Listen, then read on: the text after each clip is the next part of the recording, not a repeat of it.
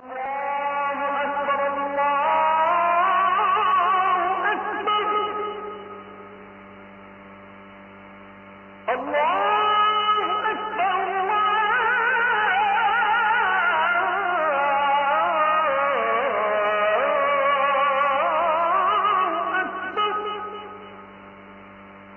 নবীজির জন্ম ওই মক্কা নগরে।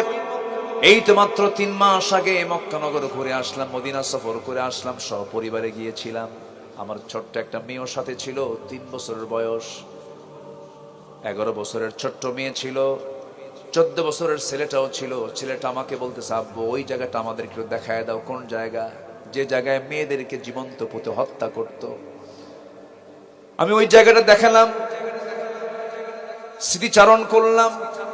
বাচ্চাগুলো কাঁদতেছে, বাব্বু কেমন বাপ কেমন মা, সন্তানগুলো কেমন করে হত্যা করতে পারে। তারা কেঁদে ফেললো। বললাম, বাবা সেই যুগের মানুষগুলোকে ওমর বানিয়েছেন, আবু বকর বানিয়েছেন, ওসমান বানিয়েছেন অন্য কিছু দিয়ে নয়, এই কোরআন দিয়ে। জোরে কোন সুবহানাল্লাহ।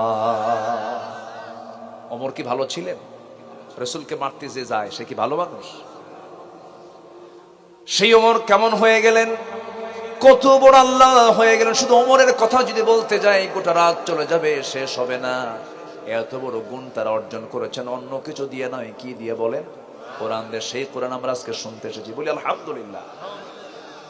এক কথায় গোটা দুনিয়াতে যত নিয়ামত আছে, আল্লাহর পক্ষ থেকে যত বরকত আমার আপনার জন্য আছে, বান্দার পক্ষে আল্লাহর পক্ষ থেকে বান্দার জন্য শ্রেষ্ঠ উপহার আমার কাছে মনে হয় 1 নম্বর হলো কোরআনে কারীম। জোরে কোন সুবহানাল্লাহ। এই কোরআনকে আমরা সম্মান করব না ইনশাআল্লাহ? কোরআনের উপরে যদি অন্য কোনো বই কেউ রাখে, বঙ্কিম, শরৎচন্দ্র অথবা রবি ঠাকুর অথবা কবি নজরুল ইসলামের কোনো বই যদি কেউ রাখে, আমরা মানব? কি করব? নিচে দেব।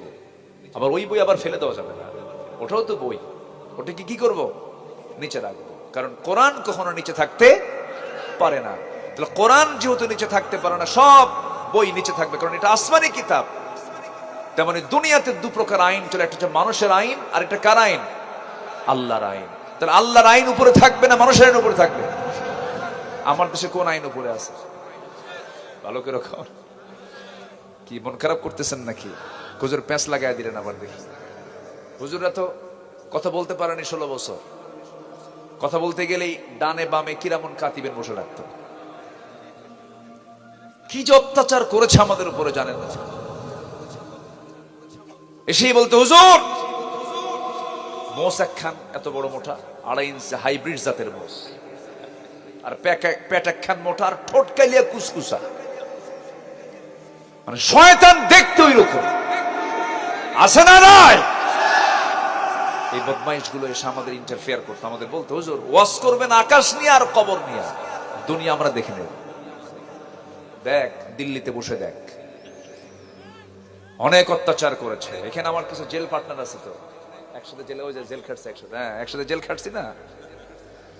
জেলে ঢুকেও তো শান্তি পাই নাই। জেলে ঢোকার পরে একদিন জুমার খুতবা দিলাম, পরের সপ্তাহে আমার আর নামাজের অনুমোদন নাই। গোটা জেলখানার সব কয়েদি আমার নিয়ে পাগল হয়ে গেছে। হুজুর আসছেন। আমি যেদিন প্রথম ঢুকি, ঢোকার সঙ্গে সঙ্গে এক বুড়ো চাচা আমাকে দেখে খুব খুশি, বলে, হুজুর আপনি জেলখানায় আসছেন, খুব খুশি হলাম। তো বললাম, জেলখানায় ঢুকলে কি খুশি হয়? তো বলতেছে যে, হুজুর মাহফিলে যায় আপনার ওয়াজ শুনি, এত চেষ্টা করছে আপনার সঙ্গে একবার মুসাফা করবো, আল্লাহ আমার কি সুন্দর কিসমতে জুটাই দিল, দোয়া করি আপনি জেলখানায় থাকেন।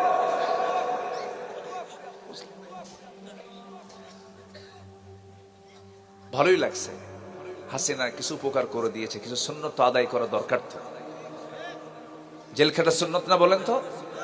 ইউসুফ আলাইহিস সালাম জেল খেটেছেন, খাদ্যমন্ত্রী হয়েছেন পরে। আল্লাহু আকবার বলেন।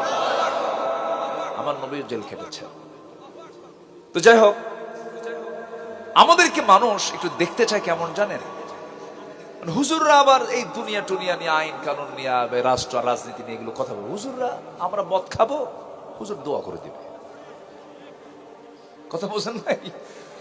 এবং আমরা এই মদের দোকান দেবো, হুজুর একটা বরকতের দোয়া করে দেবে। এরকম চিন্তা চেতনায় কিছু লোক আছে না। সমাজের নেতৃত্ব দেওয়া দরকার। খারাপ মানুষের না ভালো মানুষের? ভালো মানুষের। এই মানসিকতা নিয়ে আসেন। মসজিদের ইমাম যদি বিড়ি খায়, নামাজ পড়বেন? আপনি কবেন কি আমি না হয় গাঁজা খাই, হুজুর কিন্তু বিড়ি খেতে পারবেন না, ও গাঁজা খাবে না। আপনার ইমামকে আপনি ভালো দেখতে চান, তাহলে মসজিদের নামাজের ইমামকে যদি ভালো দেখতে চান, সমাজের যারা ইমাম হবে তাদের চরিত্র দেখার সময় এখন এসে গেছে, আমাদের দেখতে হবে।